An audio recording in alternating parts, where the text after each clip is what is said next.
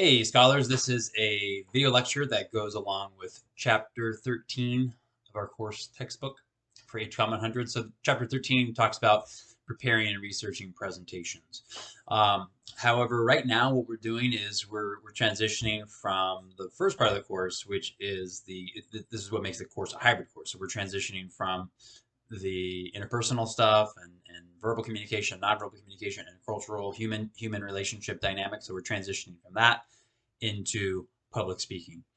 So your first public speaking assignment will be your introductory speech assignment. And the best way to think about that for an intro speech where you're introducing yourself, it's a much less formal speech, and I have a detailed video explaining the speech, but think of it as a delivery exercise where you're given the first speech in this class. At least you're just seeing what it feels like to use your voice, to use your public speaking voice, your facial expressions, your hand gestures, your body.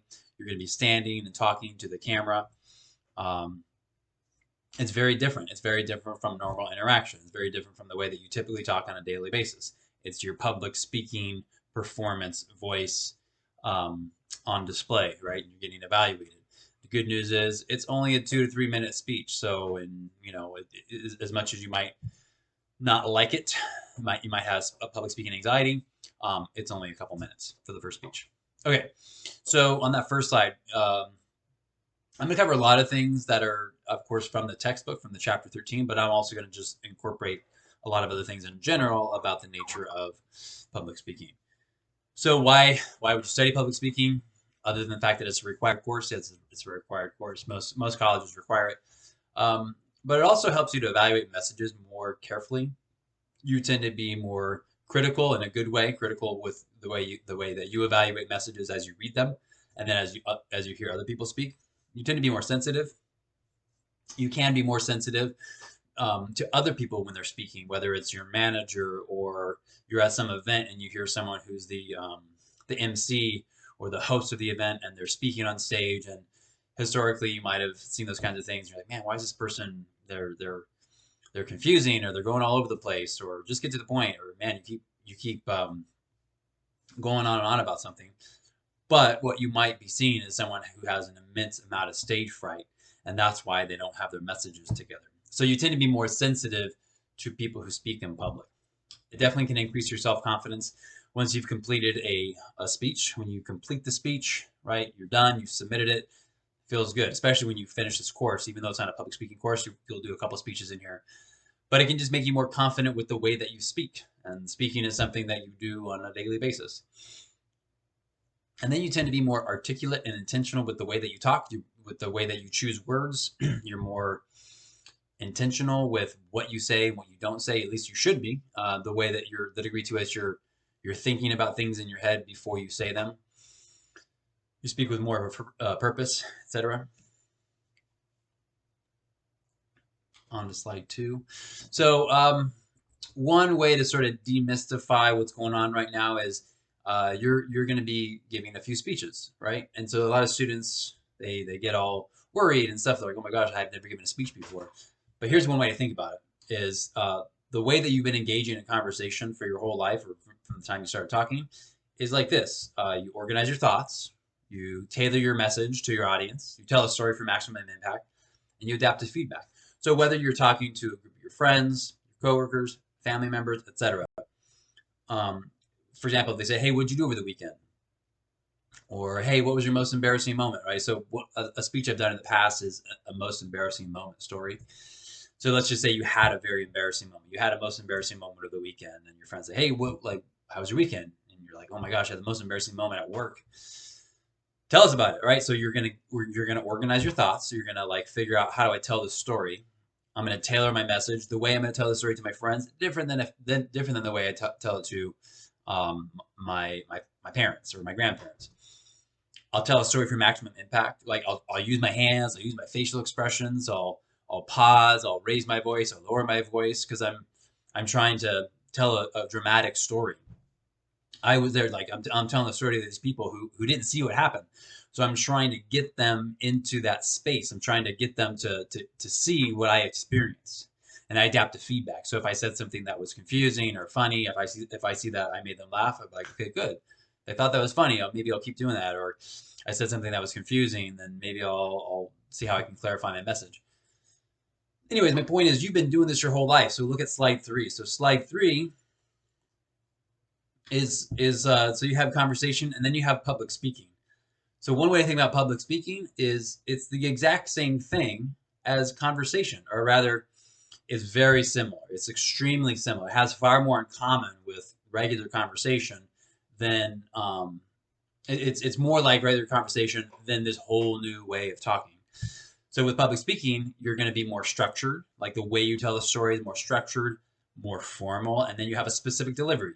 You'll be using extemporaneous delivery in this class. Extemporaneous delivery means that you're speaking from an outline, and you're not memorizing your speech word for word. And I'm specifically talking about the informative speech, because the informative speech is the one that's worth a larger chunk of your grade.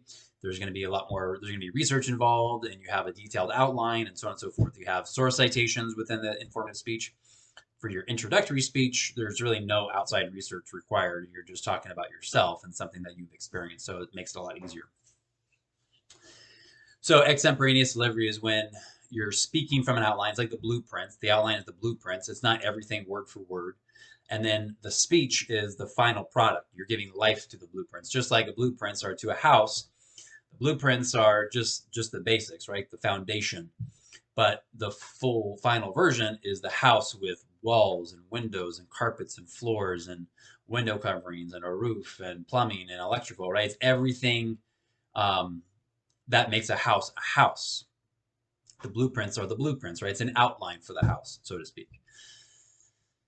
So think about it like this. You tell your most embarrassing moment story. One of mine was I worked in a restaurant and I had a day where I was delivering drinks. I spilled all these alcoholic drinks on a table, got all over the laps and clothes, and it was awful. And that's the 10-second version of that story.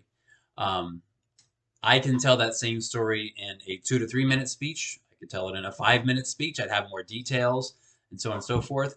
But the point is, that's like extemporaneous speaking in the sense that every time you rehearse this speech, every time you rehearse a version of your speech, it's a little bit different, right? Because I'm not memorizing it.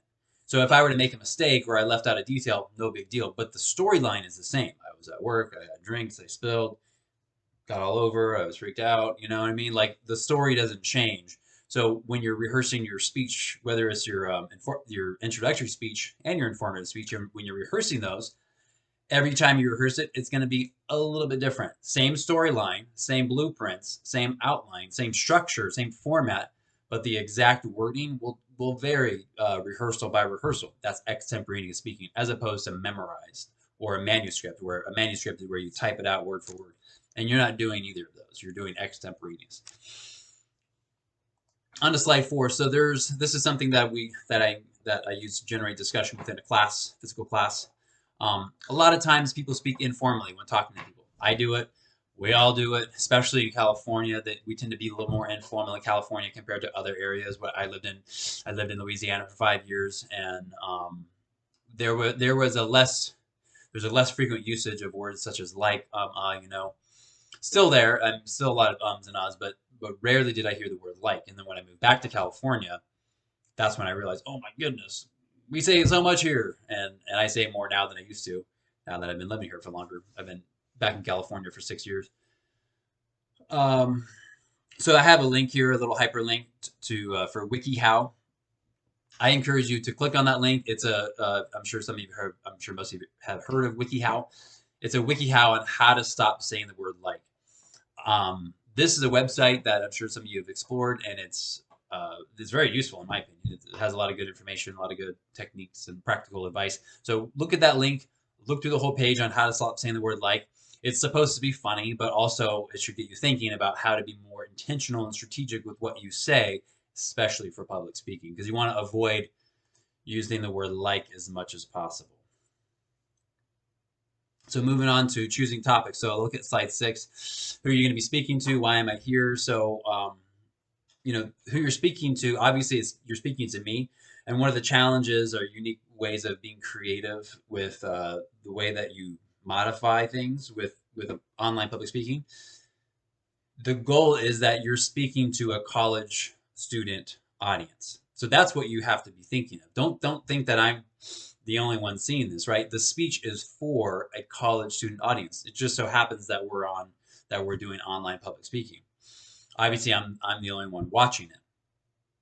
But nevertheless, that's who you're speaking to, right? You're speaking to an audience of college students versus if you're a politician, you might be speaking to a group of senior citizens, or you might be speaking to a group of war veterans, or you might be speaking to a group of labor union representatives or something like that. That's a very different type of audience. But who you're speaking to, college students who are roughly your same age, right? College students who are between the ages of 18 and 21 going to Cal State Fullerton. That's who you're speaking to. Why are you here? For your intro speech, why are you here? I'm here to, so from my perspective, I'm here to share about my life. I'm here to share a portion of my life with my audience, because that's the assignment, right? So I'm gonna be strategic with what I share. I'm gonna make it personal. I'm gonna make it meaningful, etc. For an informative speech, you'll be giving an informative speech either on a person, an object, or event. So why am I here? If I'm giving a speech on a person, why I'm here because I chose a topic on this person that I admire and I think is important for the audience to know about. So I want to enlighten and educate this audience about this person or this object or this event. So it's important to keep those things in the back of your mind as you're preparing the speech, as you're developing the outline, as you're rehearsing, as you're thinking about it, etc. On to slide 7. So the 3 basic reasons, or the 3 basic general purposes for giving speeches: informing, persuading, entertaining. So you're informing in the intro speech and the informative speech, and then for your special occasion speech, it's kind of like a speech for entertainment, but you're not really entertaining the audience. It's more of a you're inspiring the audience. You're choosing a topic that you're gonna you're bringing honor to someone. But we'll get to that. Not for several more weeks, a few more weeks towards the end of the semester. Anyways, informing, persuading, entertaining. Those are the 3 main types of speeches. Question: what makes a good topic? On to slide 8. So it should be important to you. It should be interesting and relevant to the audience, worthy of being heard. You should be clear. It should be very clear what you're talking about. So if you're giving a speech on a person, there's 50 main points that you could potentially talk about with regard to this one person, but you need to have a specific focus such that it's very clear what the direction is that you're taking. Whatever you're talking about, a person, an object, event, it needs to be clear. We need to be able to understand and follow what you're talking about. And slide 9, the appropriateness of the topic. Is your topic appropriate for oral delivery? Sometimes certain speech topics they don't really work that well for oral delivery. It doesn't really work well for a speech, like giving a speech on homeowners insurance. Sure, it's informative to give a speech on homeowners insurance, but like that's just something that would be better off in a pamphlet or an outline or just like a little essay or something like that. And then the scope, you have enough time, in an informative speech, you have 4 to 6 minutes. So the scope of your topic, the scope of what you want to cover, is your topic appropriate for the scope of like what the assignment is? You're giving a speech that has 4 sources. It's going to be about a 5-minute speech. And you might be thinking of a topic that just doesn't fit that very well. It might sound confusing, but it's one of those things to think about as you're choosing topics. And then rhetorical situation. Basically, what all I mean by that, by a rhetorical situation, is a rhetorical situation is one such that you're speaking to an audience where their understanding of what you're talking about can change their views on things. Like the degree to which you enlighten us or educate us about a person, event, or object. Or for persuasive speeches, you're not doing persuasive speeches in this class, but for persuasive speeches, you might be enlightening us about some major problem that exists and talking about solutions, and the audience might be completely swayed by what you're talking about, such that it moves us to change or it alters our understanding of an important concept. That's what I mean by a rhetorical situation. So is your topic appropriate for that? So you want to avoid controversial topics, big item, big hot button topics that never get resolved in a 5-minute speech.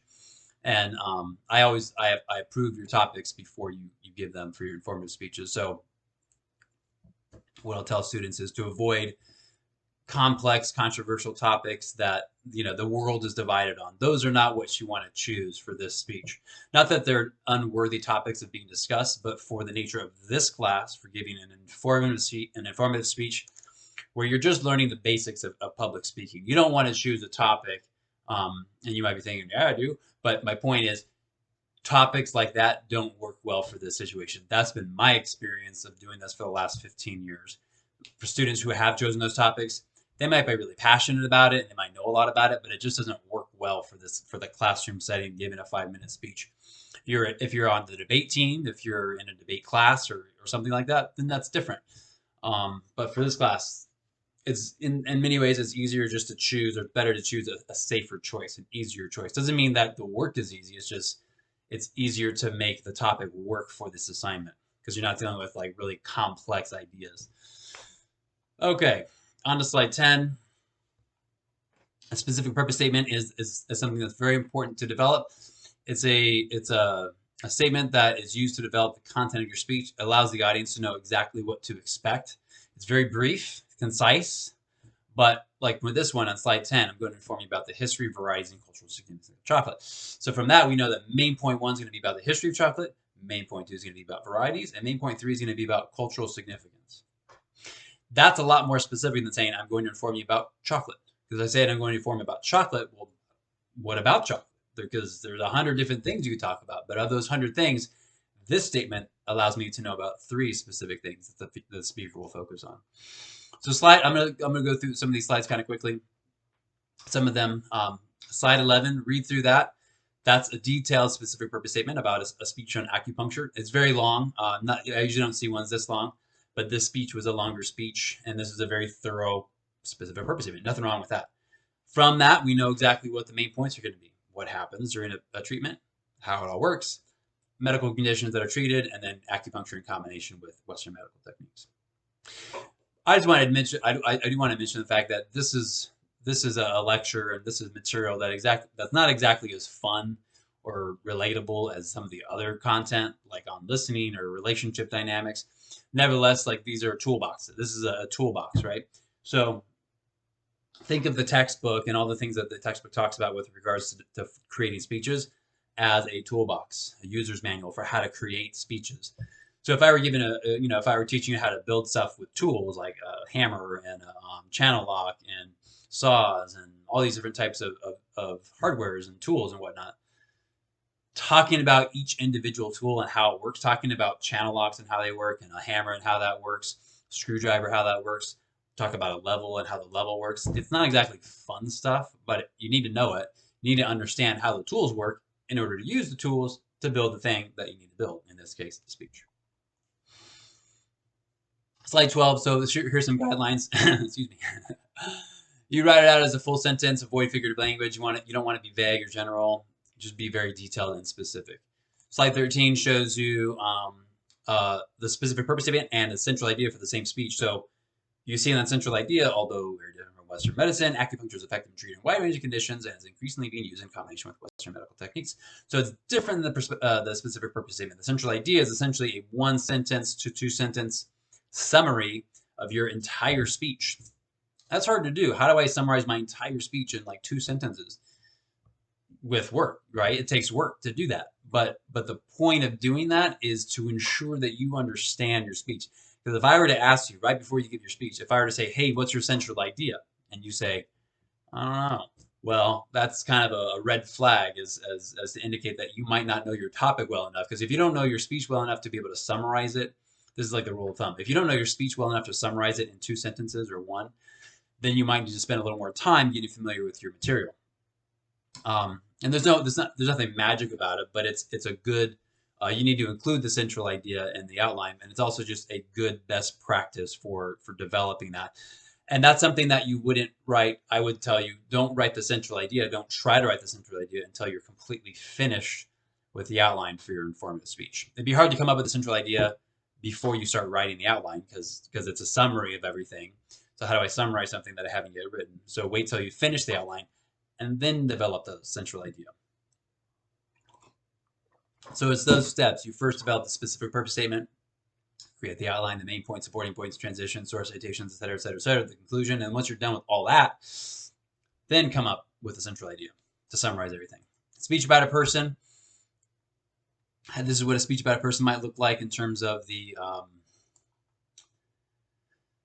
The main points to inform my audience about the major achievements of Frederick Douglass. So that specific purpose statement is very brief, but it's still specific about the major achievements. So we know from that 3 or 4 main points, each main point is going to be about one of his major achievements. We probably won't learn like where he grew up and his family background and whatnot. That might be briefly mentioned in a speech like that, but when you're giving a speech on a person, there's so many different directions you could take. Their background, where they grew up, their education, their family life, and how, you could have a whole main point on their involvement with some sort of philanthropic organization, or in this example, just the major achievements. And of all the major achievements for this example for Frederick Douglass, maybe there's 20. Maybe you did research on him and you found, well, there's like 20 major achievements. But out of those 20, you can only talk about 3 or 4. So developing your speech main points, slide 15, you go from general to more specific to main points, right? So broadly speaking to more narrow. You want to have a very specific, narrow focus. The more specific, the more narrow, the better and easier it is for you. So choosing a topic is something I really emphasize that a lot, because a lot of students, they sort of haphazardly or flippantly choose topics. And you want to choose a topic that you're going to really like, because you're going to spend a lot of time working with that topic and then ultimately giving a speech. So most of your work is in the research, developing the outline. The speaking part is the easiest part. Once you have the outline done, now it's just a matter of rehearsing your speech, practicing talking. No more writing or research. So that's why I say put a lot of emphasis on the topic. So think about personal interests, current events, your values, life goals, specific subjects, expertise. In other words, what are you really good at, or what do you know a lot about, or what do you really enjoy? But then you want to start brainstorming. So brainstorming might look like that. Slide 17, it might be kind of like all over the place, or maybe it's more simple. Slide 18 and 19. Begin with a word you're familiar with, and you write it in the center. So like you need a sheet of paper, and then just whatever word pops into your mind. Like considering the speech assignment for the informative speech, considering that, all right, how do I come up with the topic?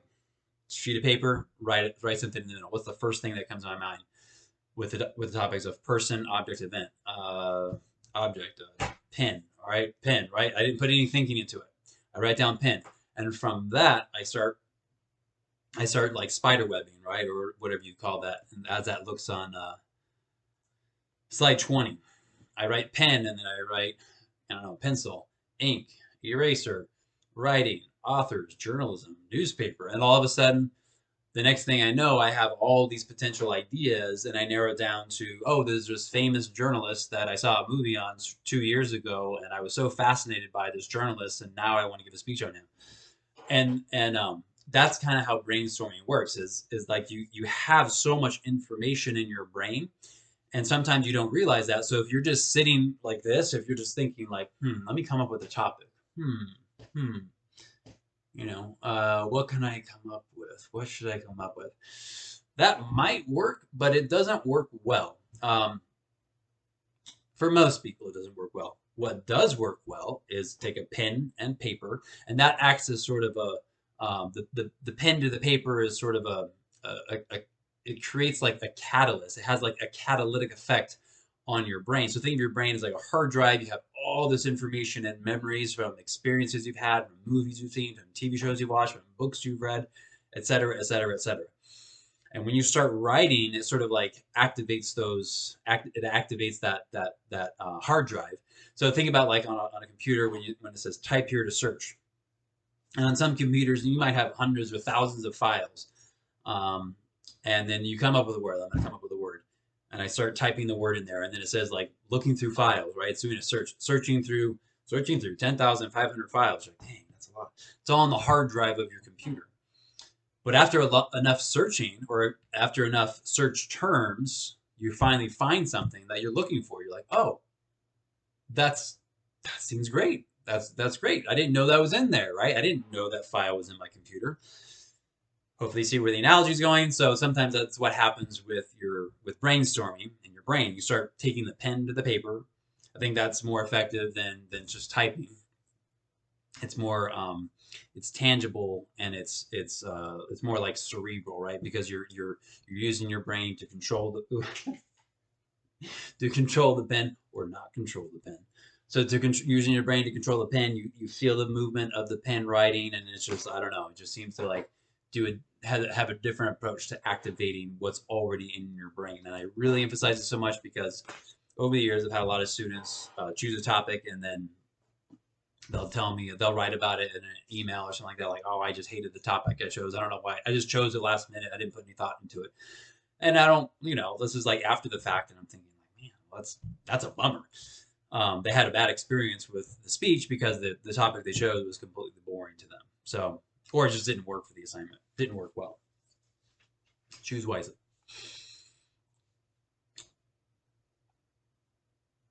So what do you think is interesting for your audience to know? Slide 21. What do you think is the most interesting thing about your topic? There's so much about your topic, right? What's the most interesting components of your topic? What would you want to learn if you're in the audience? What do you think would be the most interesting kernels of information or like nuggets of knowledge from this topic? That's what you want to focus on. So research is important on slide 22 and onward. So one way to sort of demystify what you're doing, you're not generating a speech. I've had a lot of students over the years say, I had never written or created a speech until I took this class, and it was just, I thought it was so hard, but then, I did a lot of research and I found good information. So that's what you're doing. You're not necessarily coming up with a speech all on your own. You're not generating the material. You're finding good research. You're finding things that have already been written about experts, or you're finding things written about your topic, written by experts that have been published in reputable sources like well-known journals, magazines, newspapers, books, etc. So the goal is you find good information. Garbage in, garbage out, right? If you don't have good sources, you don't have good information, you can't make something beautiful out of something that's not beautiful, right? Does that make sense? Basically, garbage in, garbage out. Better analogy. So find really good information from good reputable sources, and then once you do that, like the process of creating the outline and having everything come together is a lot easier. So demonstrating your knowledge of the research within the speech is also key. Citing your sources orally, you're going to be citing your sources within the outline. You have source citations, and I have documents and tools and resources to help you with understanding how to do that. The textbook does. The textbook has information on how to cite sources within your speech. So the question is, where do you get your information? Slide 24. From books, periodicals, scholarly journals, websites, expert testimony, audiovisual. Audiovisual meaning like a movie or TV show, a documentary. That could serve as one source. You wouldn't want to have 4 sources that are all documentaries. Oh, I have 4 Netflix documentaries. Well, that won't really cut the mustard. If that's what you did do, then that would, your grade would be impacted accordingly. You want to have a variety of resources. There's no magic number, but have a variety. You wouldn't want to just have 4 newspaper articles. So, be mindful with how you are developing your research. Books are great. And the thing about books is you find a 200-page book. Obviously, you're not going to read all 200 pages of your book for this assignment. You might only read part of the book. So that's okay. Scholarly journals is something I've talked about before. I talked about scholarly journals with the application paper assignment, but the reason why I emphasize scholarly journals a lot is because that's the gold standard in academic research. Or like, how do I find good information? What's like a good best practice, or what's like a fail-safe, not fail-safe, but what's like a really reputable, reliable type of source? Scholarly journals, specifically peer-reviewed scholarly journals. I mentioned this before in other, especially the application paper assignment. It's the gold standard because it's very challenging, very difficult to get something published in a scholarly journal. It goes through a set of reviewers, and the reviewers look at the information. They usually say they reject it, like, okay, you got to revise this, or I don't want it. We don't want it in our journal. And you're like, oh my gosh, okay. Well, then you go back to your manuscript, your piece, you modify things, you edit things, and then you send it to another journal. That journal says, okay, not bad. Revise these things and resubmit it. And you do, and they send it back. They're like, oh, that's better. Let's revise some more things and then send it back in. And then finally, it might get accepted and then published in a journal. So the process is very challenging to get things published in peer-reviewed scholarly journals. That's why it's the gold standard. That's one of the reasons why it's the gold standard. Websites with caution. You gotta make sure that you know what you're looking at with regards to a website. A lot of websites are, if it's a .gov or a .edu website, then usually that's pretty reliable. Like the CDC website, pretty reliable. There's all kinds of information on the CDC's website about anything related to health or medical issues or whatnot. Um, but anyhow, be mindful and cautious with websites. So I have a test called the CRAP test, slide 25 through 27. It's a it's a way of basically ensuring that you have good sources. The CRAP test is something that you're going to be applying and writing about in your informative speech annotated bibliography. That'll be due at a later time. That shows that on the revised course schedule. So, what is the CRAP test? So, look at slide 26. So, the C is for currency. You want to try to keep information to within a 5-year window. It's a somewhat arbitrary number, but depending on your topic, right? If your topic is historical, if you're giving a speech on, let's say, Abraham Lincoln, right? Well, you don't need to get things that are within 5 years. If you're giving a speech on, let's say, something like it has to do with electronics or the medical industry or something like that, a field or a topic that's always changing, yeah, then you want it to be relevant. Reliability is, where does the information come from? So um, is it coming from a periodical or a book or newspaper? If it's coming from a newspaper, is it a reputable newspaper? If it's something like LA Times, Orange County Register, well-known newspapers, generally those are pretty reliable. Or if it's coming from a scholarly journal. If it's a peer-reviewed scholarly journal, that's what you write about. This is a peer-reviewed scholarly journal. It's been around for 30 years, and it publishes something like 200 publications per year. It's like, okay, that's pretty reliable, right? Versus, oh, this is some random newspaper I found, and it's a regional newspaper, is online, and I can't find any information about it other than that. It's like, well, it doesn't sound like it's reliable. Maybe it is, but if it's not, if you don't find the credentials, you don't find the information to ensure that you have good information, it's a crapshoot. No pun intended. It's a crapshoot because then you don't really know what you're getting. And then is the information important to your topic, right? On to slide 27. Authority. So who is the author? So the reliability is the source itself. So the actual newspaper, the actual book, or the publisher of the book, or the publisher of the periodical, or the actual journal itself. How do I know? I mean, that's the source, right? Reliability has to do with the actual source. Is this a reliable source? Like the actual thing that's producing this information. And then A for authority is the person who wrote the information that then sent it to that source and it was published in that source. Who is this person, right? How do I know that I can trust them? How do I know that they're an expert? How do you know?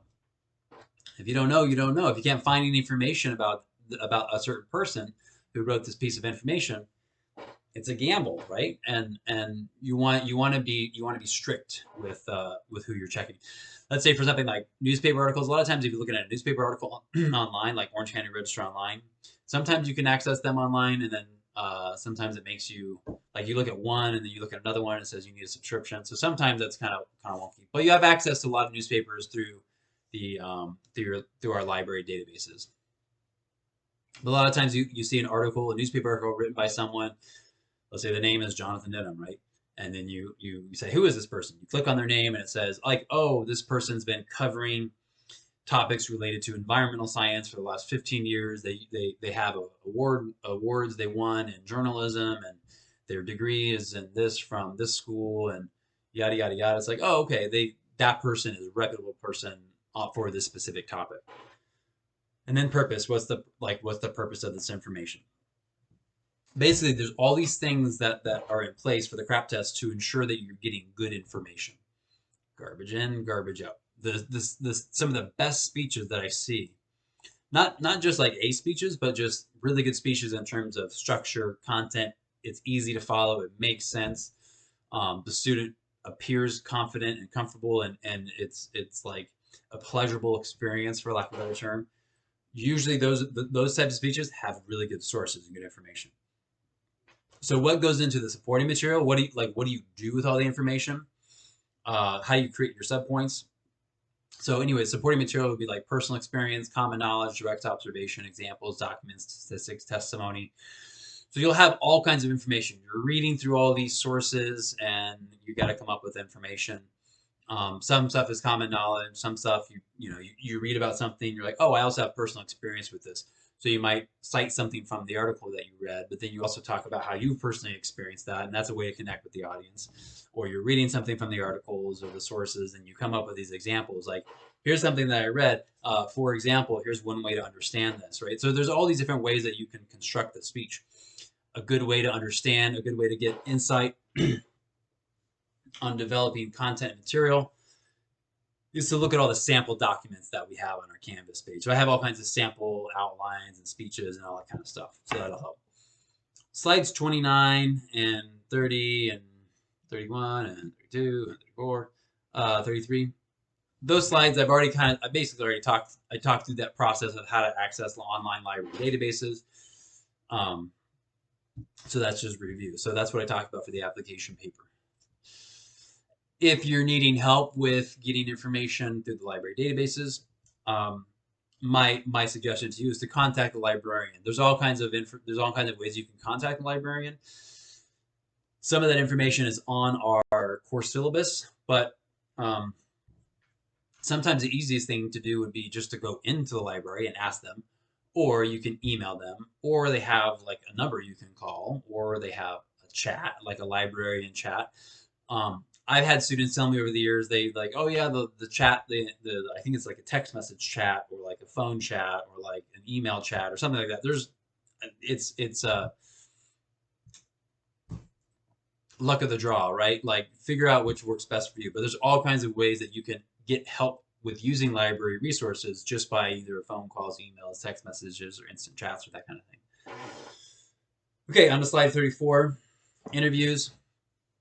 Another excellent way to gather information for your supporting material for the content of your speech is by conducting a professional interview. If you do this, you want to make sure that it is indeed professional and that you are indeed being very competent. So some students will, whatever your topic is, you might think of someone that you know of, like, oh my gosh, my uncle knows so much about this topic. I want to interview my uncle or my grandma or my grandpa or my neighbor. If you interview someone that you know really well, a family member, that's fine, but it still needs to be like very formal. So regardless of who you interview, you should still take a very formal approach, be very professional in the way that you structure your questions and the way that you're engaging in dialogue. So it definitely can be very challenging to do an interview with someone really close to you or a family member, especially if it's someone who is, maybe goofs around a lot or is sarcastic a lot, or it's hard to take each other seriously. It's like, for me, if I had to like interview my brother on, let's say, carpet cleaning, because he has a small carpet cleaning business, that'd be tough. Because if my brother and I are trying to be serious, it'd be so hard for me to interview him, and because we'd always be like, inevitably one of us would be joking around, making wisecracks and stuff like that. So you know what? I just wouldn't interview him, even though he knows a lot about the topic. I wouldn't use that for a college assignment. Anyhow, the point is, whoever it is, have a specific formal request. Dear so-and-so, my name is so-and-so. I'm a student at Cal State Fullerton, and I'm doing a speech on this topic, and I see that you have a job doing this, or blah, blah, blah, blah, blah, right? Have a formal interview. Have a formal email. If you need help writing an email, ask someone for help, someone like who you can trust and who can give you good information. I'd like to interview you for possibly 15, 20 minutes or however much time you have, and I'd like to ask you a few questions about this topic because it's related to my speech, yada yada yada. And if they say yes, then be like, great, and then you can schedule an in-person interview, a phone interview, a Zoom interview, text message interview, an email interview. What would be nice sometimes is if they just do an email interview. Email interview. In other words, what you would do is you would send them a list of questions, and then they would send you the answers back. So if they say yes, regardless of how they do the interview, make sure you have, let's say, around maybe 10 questions, knowing that you might not get all of them answered. So I would list them in order of priority and spend time. Make sure you have really good questions. If you're thinking, how do I write good interview questions? Figure it out. Go online, type in, how do I write really good interview questions? And you'll find all kinds of resources. So, maybe you write 10, assuming that you'll get through 5. So like the first 5 would be the most important. You don't have to have 10, but I would say have at least like write enough questions such that the answers back to the questions are going to serve a useful purpose in your speech.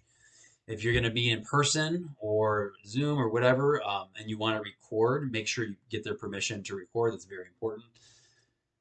And either way, make sure you take really good notes as they're talking, because you don't want to interview them and not take good notes, and all of a sudden you go to your computer and you're like, oh, well, man, what'd they say? I remember that what they said was such a good answer, but I didn't write it down. Maybe I'll just call them up again. Like, no, don't call them up again. Just take good notes in the first place, so you don't have to do that. But yeah, if it were me, if I'm interviewing someone in person, I would always try to record. The reason why I've emphasized so much on interviewing is because it's such a tangible, useful way to get information that you can't find. Like, you have someone who has 20 years of experience on a certain topic, or they just know about some topic so well. Like, interviewing a person like that is something that you'll never be able to get through a book or a magazine or an article. It just doesn't work out that way. But so one, if you're going to do an interview, just do one. You don't want to have a speech where you just did 4 interviews. Okay, on to the next stuff on evaluating internet research. So, this machine has no brain. Use your own, right? Keep in mind that the computer, like, you're going to get almost all your information from the internet, and that's not what I'm talking about. Like, most of your information is going to come from the internet. But if you're using an internet source, like a website, you want to be really cautious with that. In other words, I'm not, like, if it's a journal article or newspaper article or a book or a book chapter, that's not an internet source. That's not a website source. It's not an internet source. It's a book source or journal source or newspaper source. It's just published and available on the internet. But an internet source is like a website that talks about some topic related, that gives you information about your topic. But you want to be very stingy with what you choose, because you want to ensure that it's accurate. When was the website updated? Who created it? Why does the website exist? Et cetera, et cetera. How do you know if it's reliable, trustworthy, et cetera? So I have an example of a really good website from Raising Cane's.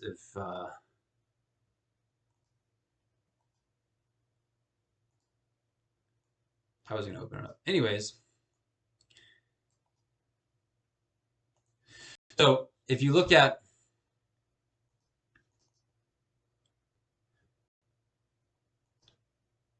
there we go. I was opening it up. Anyways, so Raising Cane's is obviously a chicken finger food restaurant chain, but their website itself, not all restaurants look like this, but when you look at their restaurant, if you look at their website and you look at About Us, Our Story, Our Concept, Letter from Why the Dog, Restaurant Recovery, Cane's Across America, Newsroom, they have all kinds of information about the company and what they do and how they're doing outreach. It's a very well done website, right? Not all websites look like this. So sometimes a useful website, a well-known or a good quality website, has a certain look to it. But more than just the look, you want to look at the content, of course. Anyways, I just want to use that as an example. And I like Raising Cane's. For those of you who like chicken fingers, you should try it if you haven't yet tried it. And their start was in Baton Rouge, Louisiana. The founder who went to LSU. So that's my connection, because I went to LSU for my PhD. So when I was in Baton Rouge and I went to LSU, Raising Cane's was like a really big deal. And it's just, they were everywhere too. And then when they opened up in California, I was like, what? Anyhow, moving on. So slide 38, that's oral source citation. So you want to, you need to be citing sources within your speech. Here's some examples of how to do it. This textbook has examples, and then I have samples on on our Canvas page, and then you'll pay attention to the way that you hear oral source citations in the sample speeches. Look at the way that they're used in outlines. Obviously, it's not an oral source citation, but it's a citation used within the development of an outline. And then, like I said, I'll have a couple documents that specifically show you oral source citation samples. So you have to cite your sources, right? It's a big deal if you don't. It's an issue of plagiarism. It's an issue of credibility. If you were to give a speech and you didn't cite any sources whatsoever, that would have a significant impact, a significant negative impact on your speech grade. So, like I said, like this last one of these last slides, slide 39. Research is not necessarily easy. You have to be a critical thinker and dig deep. But when you keep digging and you don't give up, and you can get frustrated. You might get frustrated because you put in these search terms, or man, I can't find information. Don't give up. Keep trying. Change your method, change your research approach, change the sources that you're looking at. Check Google Scholar, scholar.google.com. Use a library. I mean, don't give up, because if you just settle for crappy sources, for lack of a better term, then your overall experience is going to be a lot less positive. And maybe you're okay with that, but that generally it leads to a poorer grade, because it's hard to produce a high quality speech, college level speech, with low quality information. So just dig. You don't have to find the most amazing research ever created, but you want to find good research, scholarly research, and not some random website that someone threw together who doesn't know what they're talking about. They're just copying and pasting stuff and they're putting it on there, and you have no idea where it came from, right? I've seen that over the years, and generally those speeches are definitely of low quality. So work smart, not hard. Maybe give yourself a time limit. Do research for. You'll have a research day. Once you have your topic situated, you're like, okay, I'm going to research for an hour, and just maybe even set a timer. I'm going to research as much as I can in 1 hour, and keep mixing it up. And then once the hour's done, hey, maybe you only have one source, and you're like, I only have one source, or maybe you have 6 sources and you only need 4. If you only had that one source in an hour, then hey, choose a different strategy. Contact the library, set up an appointment, a phone call. Do something to change your approach, because then if you spend another hour, like once you figure out a better way to research your topic, don't think that the information doesn't exist. It more than likely exists. You just need to change the way that you're trying to find that information. So set up another time, change your method, and then hopefully you'll have better success with a different approach. Slide 41 on note taking. So what I'm saying here on note taking is take notes on your research as you're reading. You find your books, you find your articles, and now you're reading through them. So as you're reading through them, take notes. If it's me, I always like to print out the documents itself. I don't like reading online; kind of hurts my eyes. I just don't focus as well. So whatever it is, if I'm researching for a topic, if I'm reading research for a paper I was writing, I always like printing them out on hard copy. Right? I like paper. I take notes on the paper. I'm looking through the paper. I'm thumbing through the pages, but I'm taking notes on them. And then you can take notes on the actual documents itself, or have a running document for your word processor, like Microsoft Word. You have an outline or have bullet points of information, and then as you're reading through your research, be taking notes. Like, don't waste any time. Work smart, because if you're just reading through things and you're like, okay, I'm reading. Okay, that seems relevant. Now what? Like, take notes. Like, be writing things down. You don't necessarily just want to copy and paste. You could copy and paste, but then you're ultimately gonna have to rewrite it in your own words. So you might as well write it in your own words from the beginning. As you're reading through things, like type things out, you're just writing. You don't worry about grammar, spelling, syntax. You're just writing free flow consciousness. Like, as I'm reading, it can be full of typos and errors. No big deal, right? Because ultimately you're gonna take that and then modify it, edit it, put it into your outline, incorporate it into your speech, and there you go. Easy peasy, lemon squeezy, right? The last couple slides are just some different ideas for the ways that you present facts. So you're in an informative speech, you're enlightening, educating, teaching the audience. So you're going to provide definitions of things using statistics. You want to be vivid, detailed, be specific, be clear. If you look at slide 43, If you look at the top, there's three different facts, right? This is dated, by the way. This is very dated. Childhood obesity is a serious problem. It's like, okay, that's true. But if that's all I said, if that's all I gave the audience, it'd be like, all right, that's not a whole lot of context. It's not a whole lot of information. But if I put it in these terms, at least 15% of American children, yada, yada, yada, wow, now I'm providing a much more comprehensive context. There are a lot of big cities in China, true. But without the context, it's hard to really know what that means. And then coffee is a very popular beverage. That last one where it says global retail sales 70 billion, Starbucks opens four coffee houses a day. I don't think that's accurate. Maybe it was accurate at one point, but I don't think that's true now. But if it were true, that's a very good way of illustrating the degree to which coffee is a very popular beverage. So these are just some ideas to get you thinking about how you might frame your stuff. And then, of course, word pictures. Word pictures are vivid words that invite listeners to draw on their senses, form a mental image, like you're appealing to the five senses when describing something. I have an example on my notes here, so look at that.